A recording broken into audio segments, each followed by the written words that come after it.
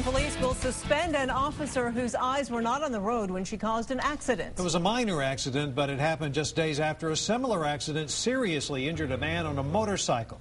And once again, the mobile data computer inside the police unit is what was distracting the officer.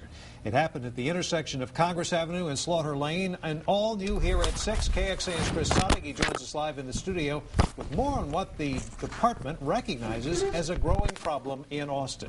Chris? Well, the law that keeps the rest of us from texting while driving is there for a reason. It's exempt for officers, though, because they have a job to do. Still, they admit it's a job that can be done safer.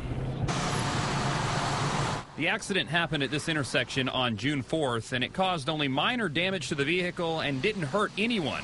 But it's still cause for concern and action. We were noticing that there has been an increase in collisions with officers where they mentioned that they looked at the MDC. That's what Officer Lori Noriega was doing as she slowed down at the stoplight but bumped into the car in front of her. She'll be suspended 1 day for it, and it's a similar story you may remember from this dash cam video from just a week earlier, which is hard for some to watch. Obviously, we prefer our officers to pull over to the side of the road like we ask citizens to, when having to deal with computer issues, but that's not always going to be possible. And unfortunately, this is what can happen. You are looking up addresses, answering phones, and responding to calls.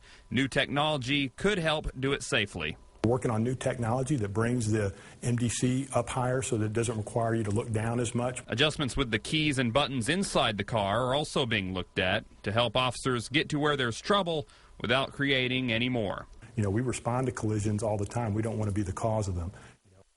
Noriega was suspended for 1 day since this is her second at-fault accident. On a side note, the man who was on the motorcycle in that dash cam video is still in a rehabilitation hospital.